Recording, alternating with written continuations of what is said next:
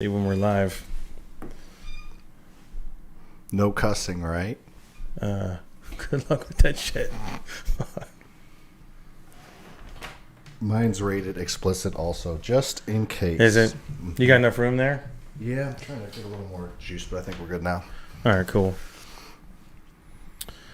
Noah's hitting us live here. Hang on 1 second.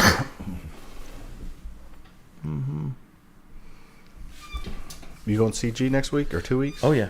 You? No, I'm not going this time. Luke's bringing the crew, but I'll be there in Florida. You know, it's my first time not going to my first time going to California. Yeah, I think it was Lucas's the first time I went to CG too. It's different out there. It's pretty, but you wouldn't want to live out there. No, I'm not into the politics out there, dude. Nope, it's fun to visit, but that's about it. Awesome. Well, cool. Hey, guys, this is Matt Hayes with Real Estate and Whiskey. I got my good friend here, Sam Primm. We're just going to chat it up today, talk a little bit about real estate, what's going on in the market, what's going on in life, business, entrepreneurship, all this cool shit that we get blessed to do every single day. All the things. I'm excited. Yeah, man. Well, yeah, dude, thanks for being here. I appreciate you coming to my home office and getting after some shit. So, yeah, dude. Now you've been in. Tell me how long you've been in the real estate game. Real estate since 2014, 2015, so about 8-9 years. 8-9 years. Mm-hmm. So throughout that journey, you've learned a lot of shit. Mm-hmm. Yeah, I mean, my kind of whole story is I did what I think a lot of people want to do, right? I was on that path of high school, college, get a job, 401k, retire 65 kind of thing. That's the path I was on. After a couple years, I graduated college in 2011. So a couple years into the quote-unquote real world, I started thinking this is not really what I want to do for the next 50 freaking years. So I started investing in real estate on the side with my business partner, Lucas, and we started to, do that as a side hustle, and then it became a full-time gig, and then it became financial freedom. So that path from W-2, side hustle, full-time financial freedom, that, kind of four-step path is what I walked from about 2015 to 2020. And, it seems to kind of really hit home with a lot of people wanting that, a little more control and freedom. Sure. And you're building generational wealth throughout this whole process here. So tell me when throughout your real estate investing journey, because I think we're all on this journey. None of us have ever got it figured out. But when was it that it really started to take off and explode for you? I would probably say 2018, 2019, because 2014, 15, when I started, it was, a couple rentals and a flip or a wholesale. It wasn't anything crazy. And then about 2017, we're like, let's figure out how to do this full time, and then quit in 2018 and went full time, and took a little bit of time. As you probably know, it takes some time to start a business and grow a business and get the right people in place and the right, channels and everything communicated properly. So that took us a little while, but then I'd say 2019, things really started to pick up with the rental portfolio, with the flips, and then 2020, kind of right when COVID hit, was kind of the peak for us as far as having everything in place and having a lot of things systemized and a lot of income coming in passively and actively. And then it's just kind of exploded since then with the market. Got it. So you mentioned something in there. What for you, what's the difference between passive and active income? So passive to me is like my rental income. My rental income is passive to me because I do probably every quarter about a 2 or 3 hour meeting, and that's it. So it's I haven't even seen my last 30 rental properties. I haven't attended a property management meeting. We have one property management company, so I don't really do anything with that business except attend the quarterly retreats. So that's passive to me. I guess if you wanted to purely define it, I would say a couple hours a week is passive in my opinion. I get people think passive is literally never thinking about it, but I like it, so I want to be a little bit involved. So to me, passive is, a couple hours a week maximum.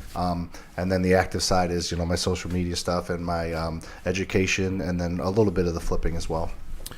So you have the flipping company, education company, and then the property company. So flipping company, education company, branding kind of thing, and then rental portfolio / property management. We manage our own properties, and I actually just started a new company that earlier this year that we're going to invest in other companies, buy companies, and Nice. create, because at this point, when I say we, it's always my business partner Lucas and I. We've done pretty well for our businesses, and they bring in pretty good income. And rather than us just getting a big chunk of money every month and spending it stupidly or deciding to invest without doing the research, we started a company and put one of our COOs of our other companies in charge of it. Basically, they're just in charge of our extra income. So we're putting 10-20% of our income from all our companies into this new company.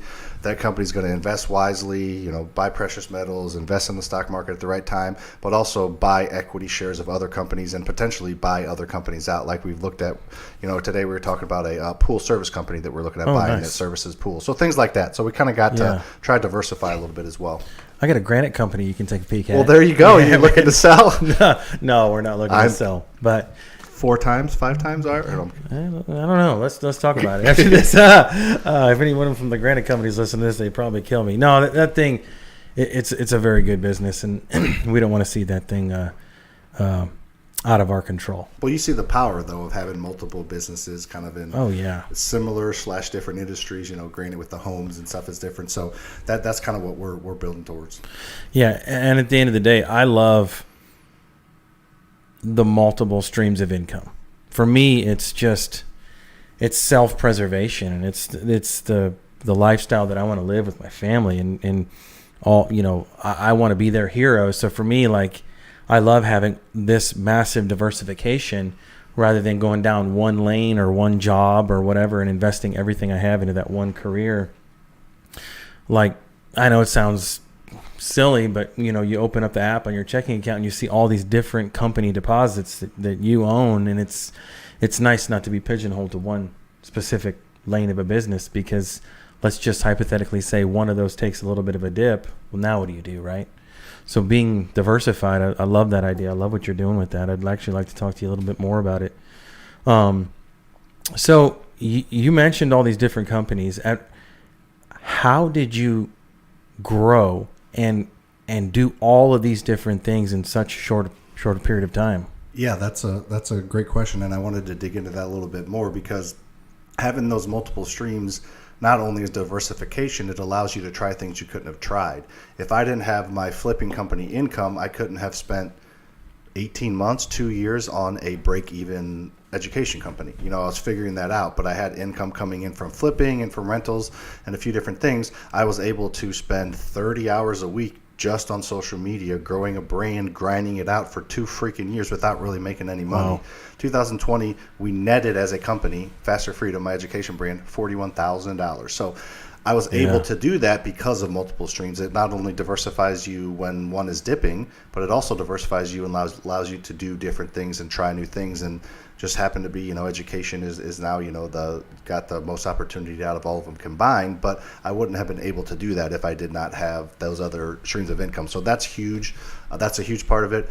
And then also your question about how to do it, I think it was something that Luke and I leaned into pretty hard 2019 timeframe, and I don't think it's coincidence. That's when things really took off, is getting the right people on the team and being okay with making a little bit less money, being okay with hiring somebody to run our property management company that runs all our rentals, paying them $100,000 a year. That comes out of our pocket, that comes out of our cash flow, but I get to spend 3 hours a quarter in that company because we're paying somebody, and that frees up time to do other things. So we're sacrificing a lot of short-term income and cash flow kind of things to grow and expand, betting on ourselves, betting on the company, and betting on the people we bring in, that it's going to pay off 10 times, 100 times kind of thing. So that's how we've been able to do it quickly, is getting the right people with the right systems in place to have, minimal communication and allowing them to do what they do best, which is get us the hell out of the way. Yeah.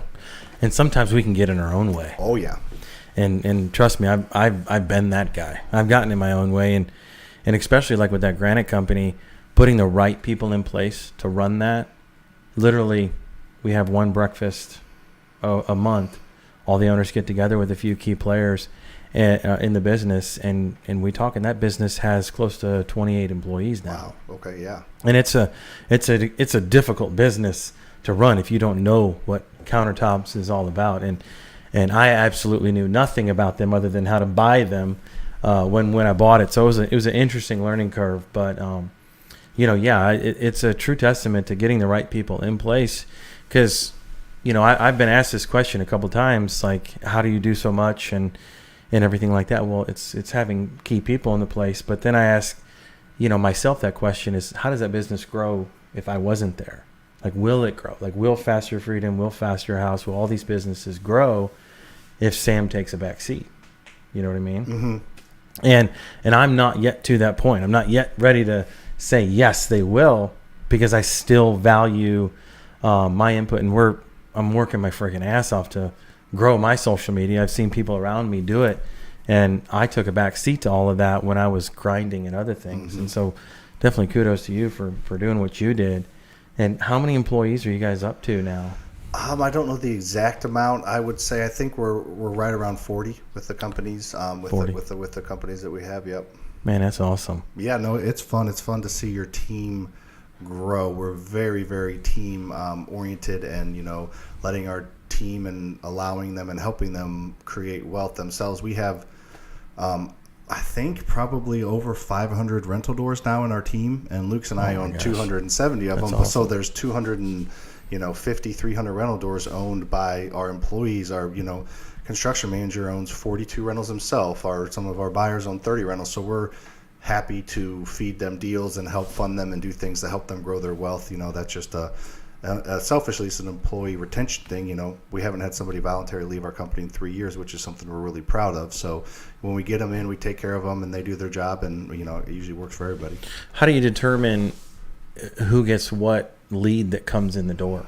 Like, is it a FasterHouse lead and then it just goes down the pecking order? Kind of, yeah. And it's more about having the right culture. It's usually not an issue. There's more to come. Not everybody's buying as actively as Luke's and I are. If something comes across the plate and we really want it, we'll probably snag it. But if somebody else really wants it, we'll let them get it, or whoever's going to pay the most on the team. There's usually you'll get a little bit of discount being on the team compared to probably us blasting it to the entire St. Louis market. But it's not really about trying to maximize every dollar of every deal. We say people before profit a lot, and some people might disagree with that. But holding on to your employees, and like you were at the presentation that I gave, it takes 6 months to recoup hiring somebody new. So not fighting over every little penny or every little dollar, and keeping the team. If it was just about dollars and cents, makes sense, but it's not just about dollars and cents, right? It's about the right people and helping them create, their own type of whatever wealth they're looking for. So if someone on your team has 42 rental properties, then he's a millionaire. Mm-hmm. Oh yeah, multimillionaire. He's a millionaire, and that brings me to: do you have an integrator in each business? Mm-hmm. You do? COO integrator, yep. And all of our businesses have, even our new investing company, we took an integrator from another company, put him over there. So InvestLoop, our investing company, has Phil's the integrator COO. Matt is the integrator COO of FasterHouse. A different Matt is the integrator and COO of Faster Freedom. And Richard is the integrator and COO of our rental portfolio. So yeah, we have somebody super high level, full autonomy in every single position. And they are 100% in that business, Lane. Like their job is to grind it out, like you or I would if we had nothing else to look at. Mm-hmm. That's all. That's their whole job. That's their whole job and whole goal is to grow each of those businesses and to have a pulse on everything, and do what an integrator and COO do. Luke and I, in various companies, sit in the visionary type role, the CEO role. But even those, I think, we're kind of taking a step back and wanting to grow, because the goal is $1 billion organization, so that's not gonna work. Badass. That's not gonna work if my fingers aren't every little thing. So yeah. Sometimes we can get bogged down with the details a little bit, but having that visionary role, I think, is pretty important. It's pretty cool, man, to watch you grow. I expect to hear big things. I know you're the kind of guy that'll do it too. That's the goal. We'll see. That's what's awesome, man. So let's talk about your rental portfolio. So you have, where are you at right now, and where do you see yourself in a year from today?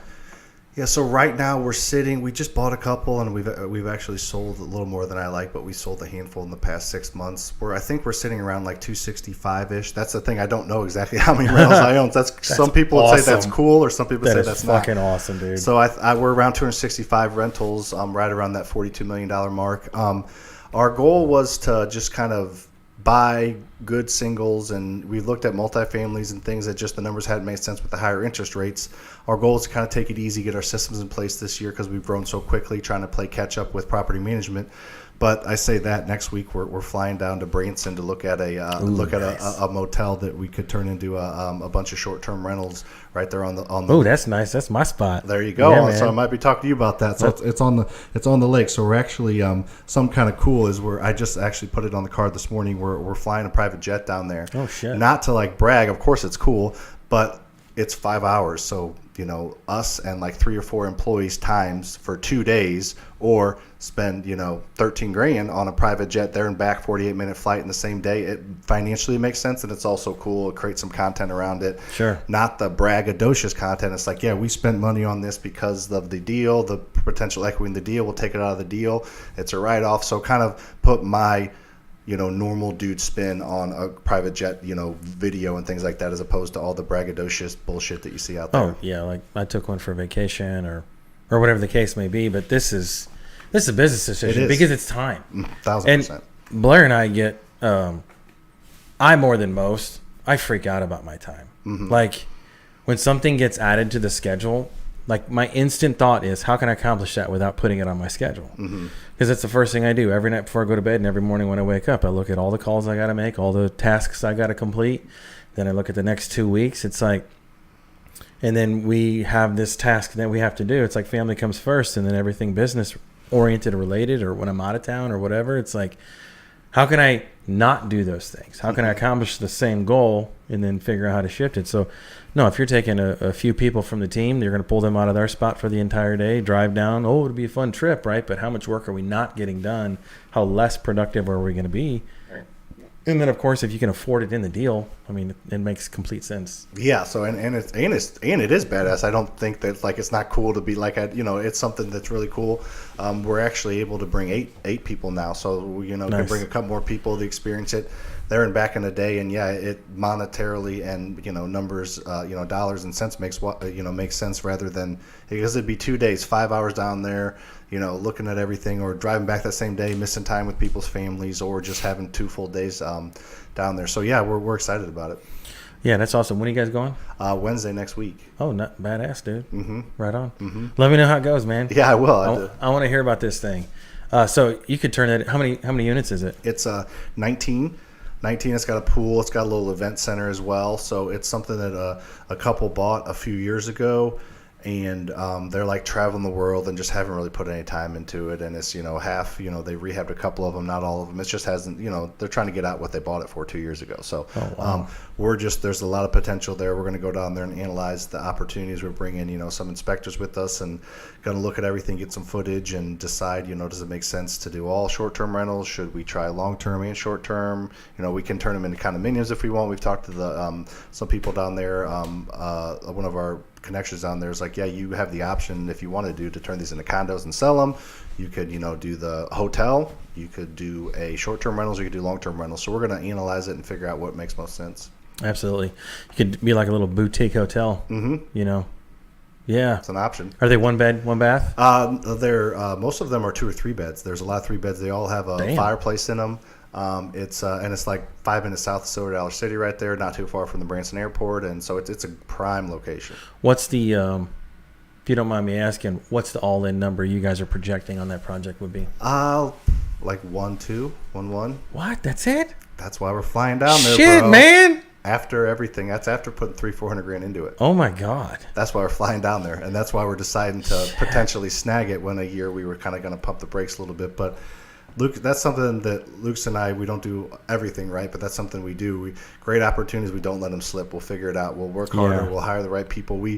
I just love working so much. Like I love being with the team, growing the team. So I don't have, like you maybe not, I don't have a ton of hobbies outside of work, but outside of my family and my companies. But both of those things fill up my cup so much. I don't need to go golfing 4 times a week. I love golfing, but I get so much joy out of growing a company and struggling and failing and winning and figuring things out and creating something.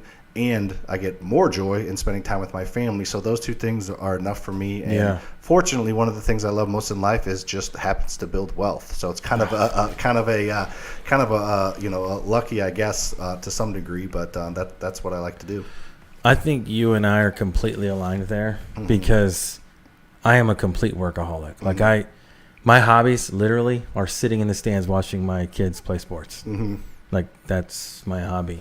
I play golf maybe 4 or 5 times a year. Mm-hmm. That's actually pushing it. I probably lied there maybe once or twice. And they're always charity golf tournaments. Mm-hmm. My brother and I go play and hunt. Okay, so I do that in November. Yep. That's all I got, man. But other than that, it's family and everything. Yeah. So you're at 40-something million. Yeah, property? right around 40, 42 million, something like that. Yeah. Okay, so that's 100 million in 12 to 15 years, Mm-hmm. without a doubt. Yep. And I get hit all this time with, well, you can't predict real estate. You can't do this. And I can't predict it, but I can see the patterns of what shit's happened in the past 80 Mm-hmm. years. And I know that within 10 to 15 years, that shit's going to double. Yep. And here's the problem. If I'm even half fucking wrong, who cares? Mm-hmm. Let's say it doesn't hit 100 million and it hits 75, and you owe 5 million or 10 million. Are you going to cry? No, I'm not. I'll be all right with that. Yeah, I mean, it's like the same thing that Blair and I go through when we're crunching numbers on assets, and we end up becoming a little over budget on something. And that's the shitty part about being an investor, right? Is that you're always questioning your mistakes that you made in the past. And my biggest mistakes that I have made is I've sold stuff that I should have never sold. That's a good. Yeah, I haven't been in it crazy long enough to sell any big assets. I know you've been in the game longer than I have, and we've sold, like I said, a couple single families just because we bought 4 years ago. We bought a pack of 27 houses, and a couple of them were really rough shape, and now the tenant moves out. We're not going to put 40 grand into something that we refinanced 4 years ago. So a couple things like that, but. Yeah, that's what I hear a lot of people saying is they usually don't regret buying an asset, especially if you know what you're doing. It's gonna work out. But if you sell a good asset, that's where a lot of people regret. I know, and I've fought to keep some now. Like Mm-hmm. there's no way I'm getting rid of that house. There's no way I'm getting that one. They cash flow. They're amazing. They provide the lifestyle that we're accustomed to as a family. But I'm always going back, and I'm like, damn it, I can think probably 10 or 12 that I should have never gotten rid of that would have probably been more than 7 figures today in value. And I got rid of them for stupid fucking reasons. Mm-hmm. Like, the business, the most predominant one was our condo at the lake. Okay. So we paid $155,000 in 2006. Mm-hmm. So, peak of all the big bad boom. And it went up probably 190, came all the way down to like 125. And I was nervous that the economy was going to crash and my income was going to go away and all this bullshit. And so we ended up selling it for like $145,000. Mm-hmm. It's $600,000 today. Well, if you make decisions based out of fear, which I do it too, not like obviously preaching, but you make decisions out of fear, it's usually the wrong decision. And always. Real estate, real estate does always go up. It always has, always will. It goes up for the simple reason that it's tied to inflation and replacement costs. Like nails cost more. Replacement cost is so nails big right cost more today than they did 50 years ago. And guess what? Nails are in houses. Wood costs more today than it did 20 years ago. So to replace a house is going to always cost more because the government's going to mandate inflation. I know they're trying to control it now, but they want it. They need it. They need the values of everything to go up so people refinance, pay taxes, they buy things. They need that's how they make income. Most people think it's just on taxes. Well, they make income based on taxes from things growing in value, Mm-hmm. like people refinancing their house and doing things and buying things. So the government needs it to survive. So inflation is never going away. Therefore, real estate values are never going to stop going up. Like you just said that. I did so many studies and so much research on the real estate market. Back in 2006, at the height of the market, 2007, the average house was like 270,000, and then it dipped and across the whole country. And so you bought at the height of 2006, like you did, and as long as you held on to it, that thing's worth freaking $450,000 now. That's during the worst dip ever. That's ever going to happen. That's not going to happen again. So just holding assets and not over leveraging yourselves, the longer you hold them, the better off you're going to be. And it is going to go up in value as long as you manage it properly. It may take a short-term dip, but overall it's going to go up in value. It's going to go up in value a lot. Because that's the key. We buy it and we wait. Finding somebody else to pay for the asset while we wait. Yeah. That's all we're doing. That's all you're doing with the 265 rental houses. That's all I'm doing with the shit I got. And I'm trying to make a spread, right? I'm trying to make the cash flow that everybody preaches and talks about and everything like that, because I want to buy as much as I can, because I can't go buy 10 cars and let them sit. Even if I got Turo to pay for them or I rented them out or whatever, those are never going to increase in value. And yes, somebody's paying down that debt, but the car's getting shittier and shittier. A business is similar to real estate too in this act. It doesn't have necessarily inflation value unless a bunch of assets are tied to it. But you can grow a business and then exit a business. And in my mind, the simplest investment that you could possibly make in your life is a single family house and get somebody else to pay for it. I don't care if you're the worst real estate investor ever. And if you're listening to this may be you. You don't know what the hell you're doing.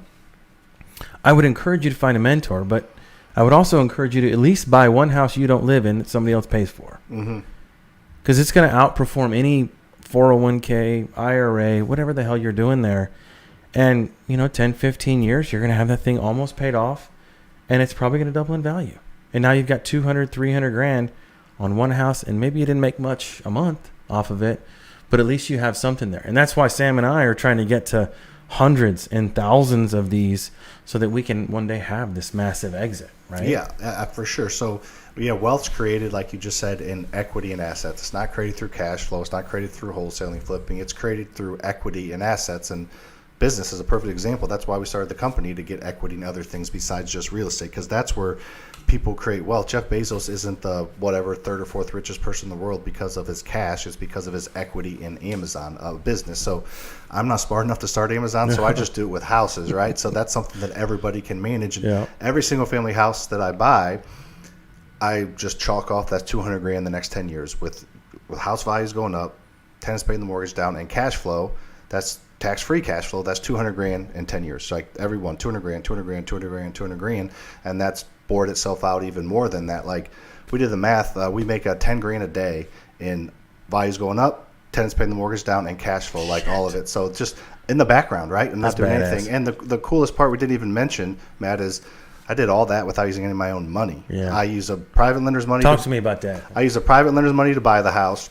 What's a private lender? What's that? Private lender is just a normal person that is, working class, probably in their 40s, 50s, excuse me, maybe 60s, and they just have some extra money. It's not your rich aunt. It's not your rich uncle. It's not your parent usually. It's just somebody that is willing to spend 50, 75, 100, 150 grand. They're willing to diversify out of the stock market, out of their 401k, self-directing it, whatever it is. They have a little bit of extra money that they're willing to spend on you, backed by real estate and backed by you. Like, we still personally guarantee our private lenders. So it's just somebody that wants to invest in real estate but doesn't have the time or energy to do it and has a little bit of extra money. Like, somebody that's in their 50s probably has hopefully $1 million or $2 million in their 401k.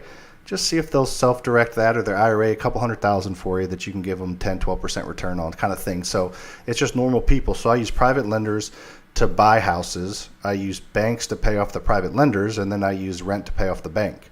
So I'm kind of moving money around, and I own the asset, and I'm not using my own money. So there's a little more complications to it and more steps to it, but it's really that simple. There's a difference between simple and easy. People think they're the same. It's not easy. It's a lot of hard work. It's a lot of failing. It's a lot of hiring people. It's a lot of screwing up, but in its simplest true form is private lender buys the house, bank pays the private lender, renter pays the bank, I own the house. It's that simple. So you're using the private money to take down the deal, do the renovations, get it all ready. Mm-hmm.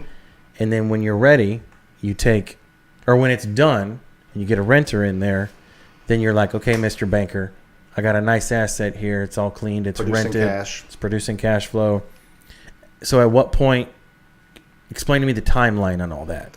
Yeah, it's usually, I would say on average, it doesn't always work out like this. 3-month turnaround. So within 3 months, we got the house bought, rehabbed, and rented. We take it to the small local banks, and these small local banks, by law, they're required to lend out a certain amount of money in the vicinity of their bank. So that's how they say in business. This isn't your Bank of America's, your Commerce banks. They'll laugh at you if you say, "Hey, give me a 80% cash out refinance on this property." That's not what they do.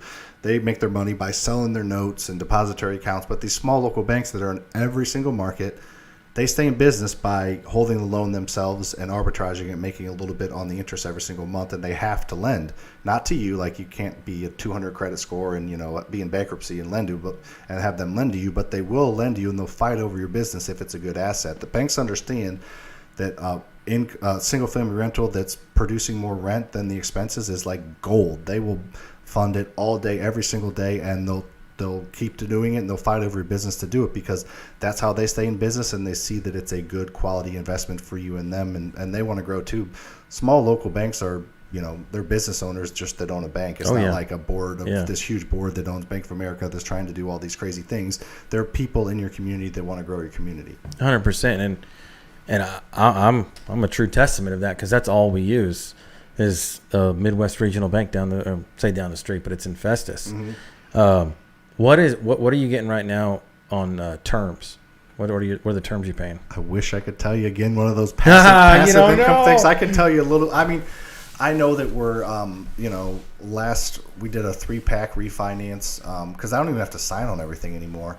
But last time I signed was probably, so I know rates have changed a little bit, but I think we're at like 6.5 maybe. And I know it's probably gone up now because 20 year, 30 year, 25 year. 25 year. So yeah, that and balloon. Yeah, I think a 5-year arm. So yeah, got it. So I think it's something that a lot of people talk about is interest rates are a little bit higher right now, so it's a little bit harder. Well, no shit. It was from 2019 to 2022 was the hottest real estate's ever been and ever will be. It's never going to happen again. So if you were banking on that, then you should just go away, because it's always going to be difficult. I think the average interest rate in the 80s was like 11 or 12%. Right. The average interest rate in the 90s was like 7. My first house was 6. Yeah, so like it's worked before, interest rates fluctuate, and you can control things though. Like, most people don't charge market rate. They don't know what market rate is. They're undercutting themselves by $100, $200 a month. So actually, I just had a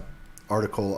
I haven't posted it because I got my webinar tonight, but I just had an article came out in Business Insider yesterday about how to cash flow still in today's market. And it's pretty simple. Check market interest rates, check market interest rates. That's for sure. Shop local banks, because they can charge you whatever interest rate they want. They don't have rules and regulations because they're holding the note in house. They're not selling it to Fannie Mae, Freddie Mac. They don't need the 6-month season. They don't need any of that. They can do whatever the hell they want. It's like the wild, wild west. So we've been quoted 1% different from the exact same time, which is crazy. 6.5%. We were quoted 7.5% at that time. So shop the local banks, get them working against each other. Build relationships, but shop them. They're fine with that.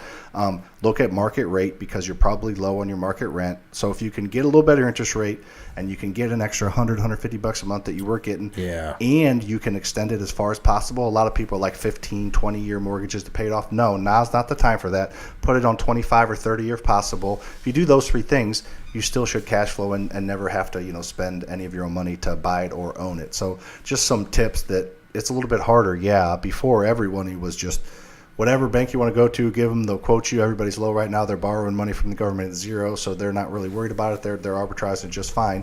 Things are a little bit harder right now. Well, that's okay. That weeds out the people that overbought, over-rehabbed, and still made $50,000 over the past 2 years. Oh my God, yeah. So that's it's just kind of weeding that out. So it's still definitely possible. Yeah, 100%, man. And for any of those that are listening to this that are using Regions or Bank of America or any of these big banks, and you have your business banking with those accounts, this is a bad move. I mean, I'm a firm believer you got to use a local bank no matter where you are, because you could literally walk into the bank, see the president, and say, hey, I need a quick line of credit for $100,000. I got to go take down this deal. Now, you got to have credibility, and you got to have assets with that bank or cash there. But I like that I can go do that. I like that I can go talk to Ed, or I can go talk to Mike at these banks, and you have that personal relationship with them, and then that they know what you are and what you do. Mm-hmm. And once you do so many deals with one specific bank or 2 or 3 in the same community, they really don't have to scrutinize you as hard. But when you're starting out, they're going to look at 2 things. They're going to look at the deal, and they're going to look at the credibility. Is the deal good, and is the person credible enough to take that down? And that's what I learned. Luckily, early on, I had a good business mentor that taught me how to talk to banks and how to understand that there's big differences between all the banks that exist out there, because some are owned by a board, some are owned by one guy, some are owned by a family that's got nothing to do with the bank or doesn't really want to. They just want to check at the end of every month. And so knowing that that you might get turned down at XYZ Bank. I don't want to name local guys here, or turned down at this one or this one. Well, the third or fourth one you go to is probably your bank. I got turned down by 20. 20 when Luke and I started. 20 different banks in 2015. We went to 20 different banks. They all said no. Well, because we went to Bank of America and Regions in those banks, but we went to some small local banks and they didn't want anything to do with us either. So we found the right banks, and then you just develop a relationship with them. Like, I have the owners of the banks that I work with cell phones numbers, and we can call them and they'll answer anytime. And we bought 42 houses last year, and we were 42 houses in the same neighborhood. We're rehabbing. We used a private lender for the down payment and rehab funds, and banks for the other percentage. But we're flying through them, which is good. But we got probably about $200,000, $300,000 more of repairs that are happening sooner than we thought. So we just went to the bank. They're like, yeah, there's equity in there. We'll take the old appraisals, and here's $300,000 credit. Send us your receipts, and just so easy. You can never do that with a big bank. So. No, because to them you're just another drop in the bucket. You're another number on a spreadsheet. Another number on a spreadsheet, and for guys like us, we would be a tiny number on a spreadsheet. But very scroll at the very bottom. Bottom, because you don't get to talk to some of the people at Bank of America unless you have billions and billions in real estate. But even those guys, they don't even go to those banks. They go directly to Fannie or any of that kind of stuff. Well, cool, man. So tell me, what's Sam and the team's prediction for real estate for 2023 and 2024? I think real estate's going to remain pretty steady. I think that this inflation and all this stuff is going to be catching up, even though that's a little more under control. I think that we're obviously in for a little bit of recession. A lot of these companies are laying people off, and with AI technology and all these things. So I think the country's in for like an interesting inflection point of what's happened the last couple of years.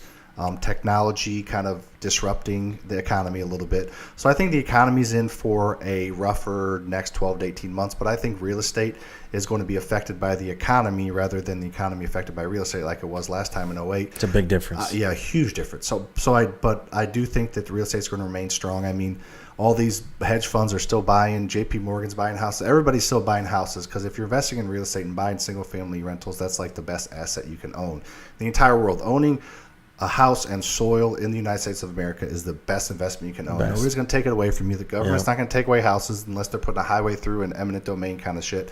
No one's taking that away from you. So as long as you're buying houses, and not over leveraged, owning assets in the soil in the U.S. is the best thing you can ever buy. So I think that the market's going to go back to a little more normal. I think the spring's going to be hot. The summer's going to cool off a little bit. This fall's going to be slow. The next spring's going to be hot. We're going to get back to that regular seasons. Just because when I started, not really knowing any better, the goal was to sell a house in 30 days with one price drop every 2 weeks, drop of $5,000, sell within 30, 45 days. Normal, make your money, move on. Now we're still selling stuff for asking or over on opening weekend. Like we're still doing that. So the supply, the fact that real estate's so strong and the supply so low, I think is going to keep real estate from bottoming out as much as the economy is going to bottom out. But we'll figure it out. I'm not a doomsdayer. Humankind has been through worse. To think that we're at the height and pinnacle of human history is just freaking vain. Get over yourself. There's a lot more history to come. So I just think it's kind of one of those things where people have recency bias and they have lack of perspective. So I think some people can lose their jobs, and that sucks. And I think we're in for a little bit more tumultuous of times. I don't know if I said that word right or not, but I think it's going to be okay. And those that shouldn't be in business are going to be out of business, and those that should be in business doing things the right way are going to remain in business, and it'll be just what it'll be over the next couple of years. So not as hot as it has been, but it's never been that hot, so it's going to be more normal. Right.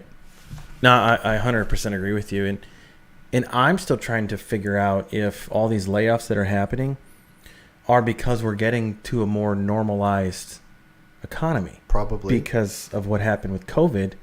Everybody was hiring everybody was buying every van, truck, and PPC, right? And people were getting money and all that kind of thing. So that's kind of all dried up. So not to interrupt you, but I think that's part of it, to piggyback off what you were saying. No, I do, and thanks for bringing that up, because a lot of money was getting injected into businesses that has really never happened before, and into people. Of course, that's happened before, but a lot of that stuff, it hasn't happened in the past.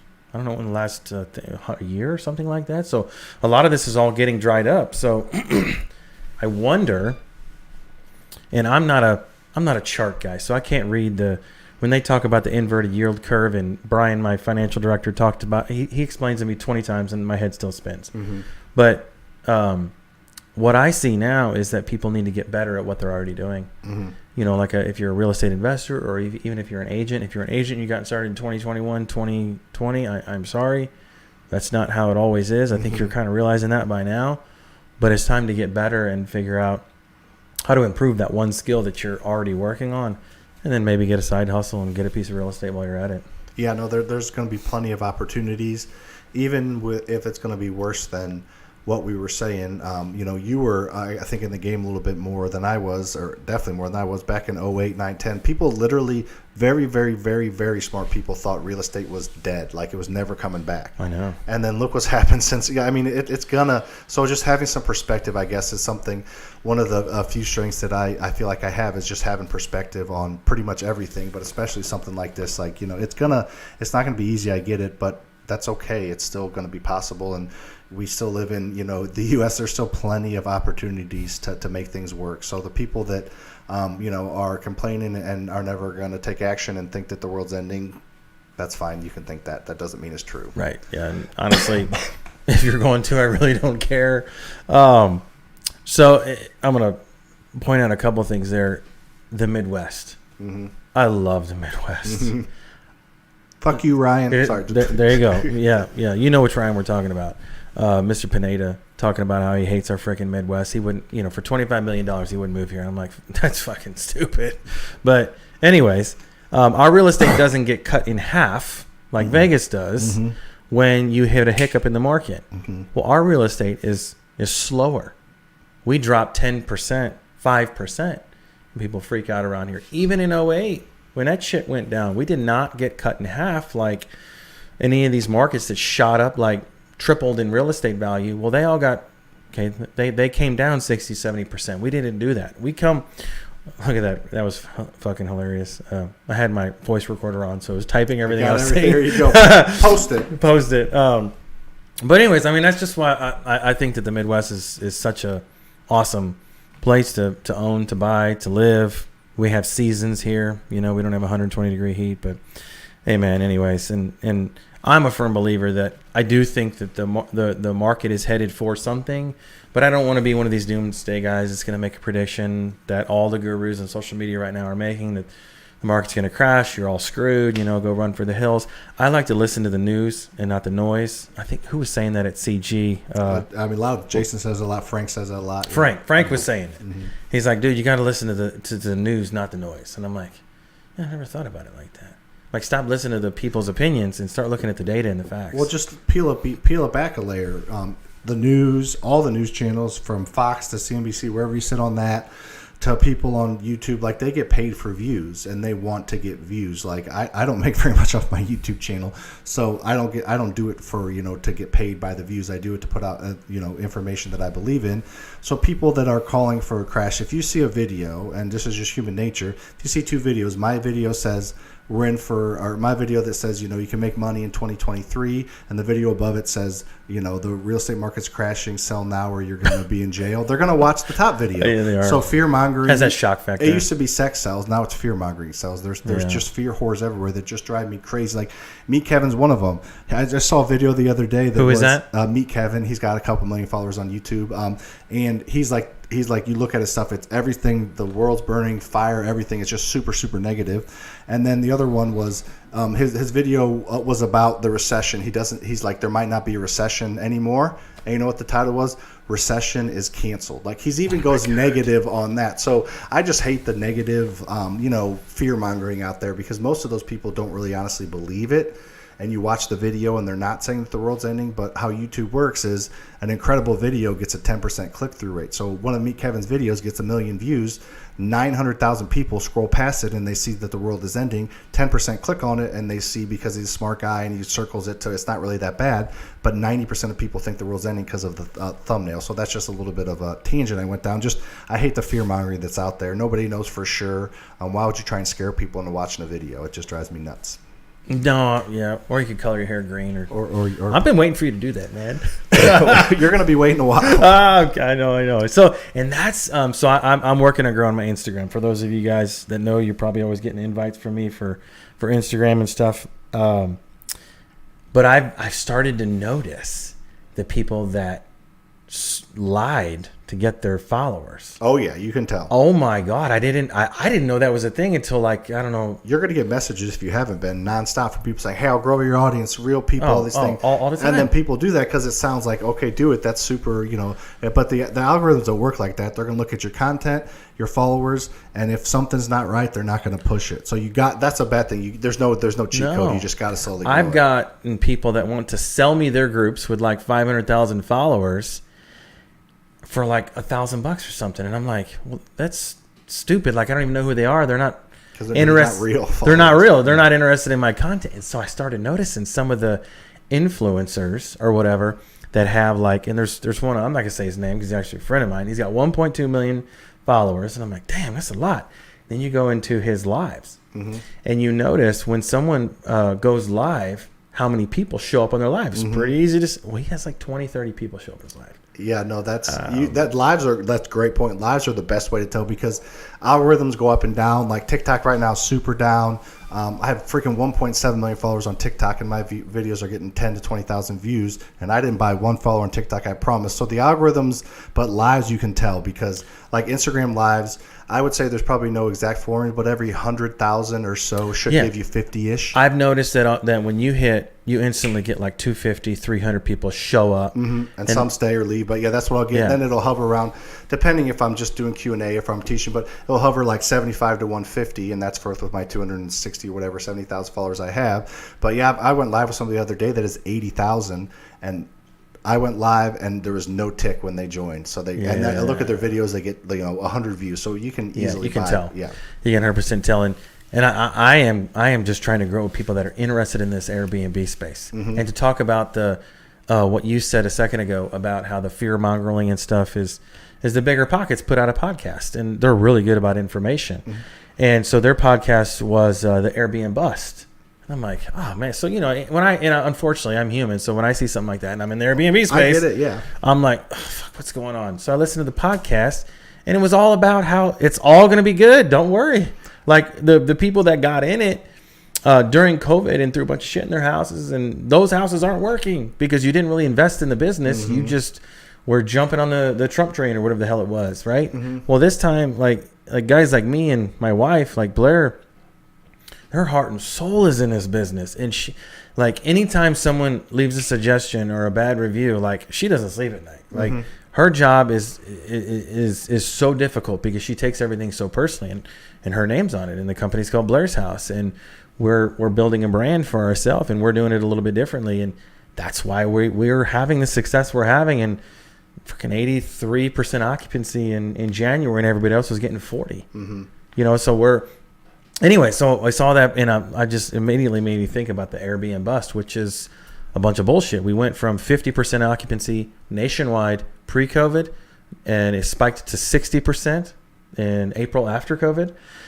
So April 2020, and then now we're at 54%. Which those 4% is a lot. I mean, those are big numbers that you're talking about, and to kind of piggyback off your social media thing, a couple things I would just say that I think about a lot to help me. Number one is it's better to have a video get 5,000 views from people that are interested in Airbnbs than 50,000 views of people that are just scrolling. So I used to get super pissed and people it's embarrassing if this many followers, this video did not as good as I thought, and not every video can go viral, but every view is important, even if they're not, just as much as you want.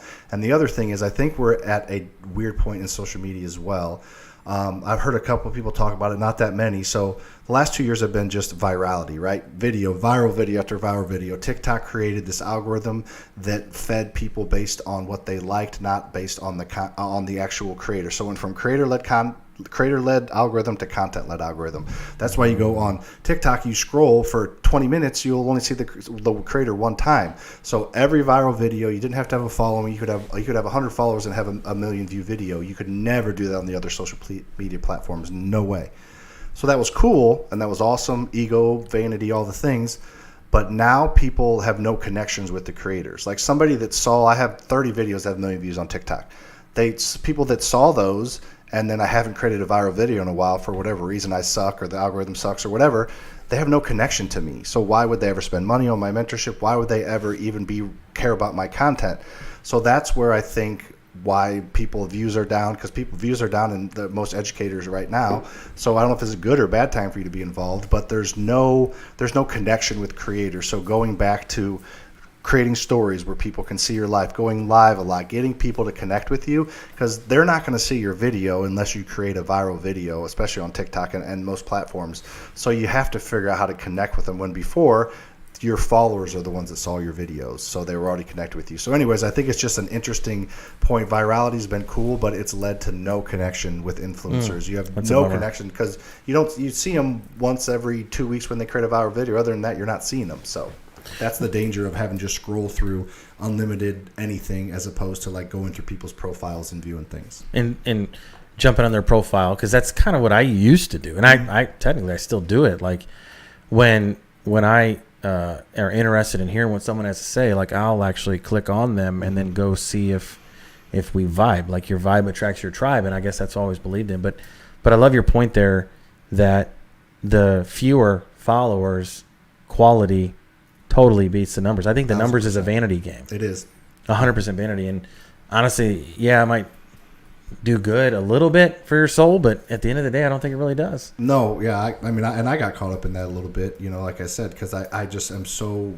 careful from the brand that I built, the following that I have, doing things the right way, not paying for followers, and an incredible audience, and it's just based on real estate. We were talking about Ryan earlier, which I actually know Ryan, like him, but didn't like that post. But he talks about e-commerce and the metaverse and NFTs and business, and that's great. He has 1.7 million followers, but they're sprinkled everywhere, and that's good for him. But for me, I'm not going to pretend to be an expert at everything. I am an expert at real estate. I have a professional real estate investor, so I know it as good or better than anybody that's posting stuff. So that's what I talk about. And my 2.1 million followers are all interested in real estate. That's why they're there. They're not there for my looks. They're not there for me freaking mumbling and stumbling through. Yeah. I'm not very articulate. They're there for the content. You're authentic. Yes, that's why they're there. So my audience is incredible. So then that's cool. But then I used to, have the vanity and pride get in the way, where I would post content and it wouldn't do that good. And I'm like, shit, are people going to think I paid for my followers? Like, this didn't do as well. It's embarrassing. I have 270,000 followers on Instagram, and this video got, 12,000 views. That looks like shit. And it's just one of those things where I've kind of learned to take a step back and take my own advice of having perspective. And looking back and scrolling through the page, you see 100,000, 400,000. Like, you spend 20 seconds scrolling through and you can see this legit. So that's kind of one of my definite issues I have is caring too much what people think. So that's kind of helped my social media, but it kind of hurts it as well. But I'm getting better, Matthew. I'm getting better. That's good. Well, fuck, man, I'm still working on it. Mm-hmm. I have. It's difficult for me to put myself out there because my wife, she's a very private person. We've always lived a fairly private life, but it's like now we're putting everything out there. I own this much real estate. I own this business. I own this business, and in a litigious society, that kind of makes you a little bit vulnerable.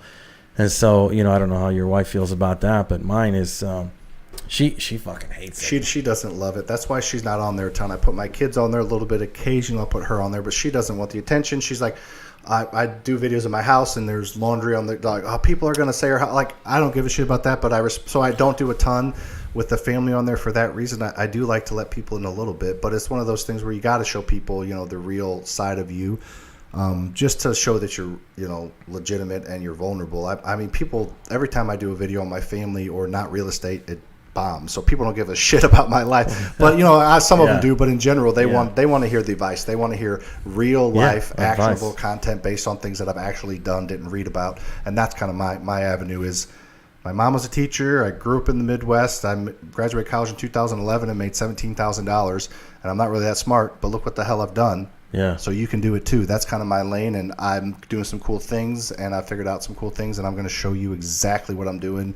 I give away everything pretty much. I have a mentorship that is not cheap, but I give away so much free content and information that people, A, take action from it, and that makes me happy, and B, people want more, so they pay me. So it's a win-win. Yeah, man. I've noticed that about you, that you literally give away everything somebody needs. Because I'm not like articulate like Hermosi, right? I don't look like a Filipino Ken doll like Ryan, like that. I don't have like, my juice has got to be the free stuff, right? Or I'm not crazy like Kong Mud Hut the Millionaire. Like, I don't have that. All I have is just what I do and how I do it. So that's like what I've leaned into, and it's worked, especially the last year. I don't have all these secrets and all this stuff, and I don't have this rags to riches story. I'm normal. And by the definition of normal, most people that watch my stuff are normal too. So it should give some encouragement and some hope that they can do this. They can do it. They can do it better than I did, or they can do it half as good as I did. Either way, you're way better off than thinking that you're not just a number on your spreadsheet to your bank or to your employer, and they're not going to just make a decision, let you go because they had a bad burrito for breakfast or whatever it is. So yeah, I think, to not go on too much of a tangent, but that's kind of my. You talk about the content is just. I give away free stuff. That's my shtick. So, and it works. It's badass too, because in this day and age, it's hard. Everybody's just holding back the good shit for, so that somebody can buy something, right? And that's how I used to think. And of course, I'm still figuring out my coaching company, and we know it's around Airbnbs, and we know we can teach it really well. It's like, well, how do we tell people about it? Hey, we do this. How do we convince somebody, and connecting with the right people? Because you and I both know that there's a million people out there that want to do what you're doing, or if not more. And then connecting with them, how do I get them into my world, my sphere, keep them there, nurture them? I'm realizing real quick that it takes months for somebody. All the time. It's not, and I get this a little bit. You probably get it more. They're like, hey, I've been following you for a while, and I enjoy your stuff. I want to hear more about what you have to offer.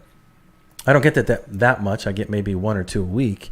So I know you get a shit ton of that. And what I love is that in your DMs on Instagram, it's actually you, right? Yeah, it's me. I have a automatic responder now that does a few things. Like if you DM me, the word free, I'll send you my free training. Or if you interact with me in my live, I'll send you a training. But aside from those automatic responses, which people like, they're DMing me free, so they want my training. They don't want to talk. But if they ask me a question, I answer them. It takes a lot of my time. But that's part of that connecting that I was talking about that's being lost out there. So I spent I'm multitasking, I'm watching TV, I'm in a meeting, I'm talking, I'm creating. I spend a couple hours a day probably in my DMs, and it's, some people say it's a waste of time, but I don't think it is. I used to try to I'm going to hire a VA to take care of all that. And then it's like, no, I'm going to hire a VA and hire people to take care of other stuff so I can focus on what's important, connecting with the people. And yeah, it's silly. My thumbs hurt sometimes from, doing all that, but I'm trying to create impact and trying to help people. And I, just crossed the 1,000 student mark. I started my mentorship 15 months ago and have 1,000 students. And there are students in there that are literally changing their lives.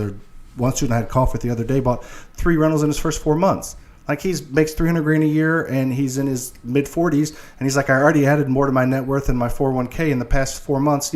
So stuff like that is so cool. And of course, we have the people that buy and never attend a meeting and never then just wasted money, and I don't even want their money, but they, I didn't know that they weren't going to take action. So of course we get those, but there's a reason we're able to grow it, because it's growing a brand, and I'm not trying to do too many things. I try to do boot camps and try to do flipping and wholesaling. No, you want to buy rentals without using any of your own money like I have? Here's exactly how to do it, step by step. Here's a hand to hold. Here's the materials. Here's funding. Here's everything you need. So that's the other reason it's there's nothing else like it. It works. The deliverable it's blows everything else out of the water, and it's probably 1/3 of the price of most of them. So that's why I've got 1,000 of them in the past. Is it under 10 grand or over? Under. Oh shit. Yep. Oh wow. Lifetime access. This is a sales pitch for the mentorship. Don't even contact me about it. But just so we're talking about it. Lifetime access, 7 coaching calls a week, one-on-one, and I'm not the coach. I'm not 7 a week? 7 a week. 1 a day? No, there's one on Monday evening, Tuesday afternoon, Wednesday evening, 3 on Thursday, and 1 on Friday. So I guess there is almost 1 a day, but it's not on the weekends. But and it's group, and it's 15 to 30 people, and somebody asks a question you didn't even know to ask, and it's just incredible. Like, you get their hour and a half. So every question gets answered, but you get to be in the room while other people are asking questions that you didn't even know to ask. Like, I didn't even know banks had legal lending limits. Like, oh yeah, well, you knew that because you heard somebody else ask it. So there's 7 coaching calls, one-on-one time, not unlimited, but there's 15-minute slots for one of the coaches to look at your stuff. There's a Facebook group of 1,000 people now that give you feedback, and we have students in every state and every city pretty much. And then there's access to 350 videos I created on 5 to 10 minute videos on how to do everything. There's all our resources. There's discounts in my lending company. So it's like literally like, holy shit, like Silver platter. some of the objectives our sales guys were getting were, this sounds too good to be true. And it's like, well, our sales guys, I've never heard that as an objective before. So let's figure out how to overcome that. Sure. But yeah, I'd rather do it that way than like, charge 2 or 3 times as much. And I want to help more people, but you can't give it to them for free because they're not taking action. The transformation is in the transaction. You got to charge them a little bit. I could probably charge more, but I'm not planning on raising it for a while. So it's pretty awesome. That's badass because I picked up and I stole your line. It's cheap if you're gonna take action. It's expensive if you're not. Mm-hmm. There you go. And I've been preaching on it. It just set home with me because, I mean, coming from a guy that's spent way too much fucking money on seminars and mentorships and all this different stuff over the years, that when you can find someone that you really connect with and you put the material to work and you're not just buying it because of vanity, because it's a cool guy on social media or whatever, like Grant Cardone, right? Mm-hmm. 10X Growth Con, I think, is going on right now. Yeah. Well, it's like the first one I haven't been to in 4 years. Mm-hmm. But anyways, man, so... Dude, thanks so much for being here. Appreciate having me, man. We surely talked about plenty of shit. Mm-hmm. For those of you guys that are interested. But yeah, Sam Primm, FasterHouse, Faster Freedom. Appreciate you being here, man. Yeah, awesome. Appreciate it. Thanks, dude. All right. Cool, buddy.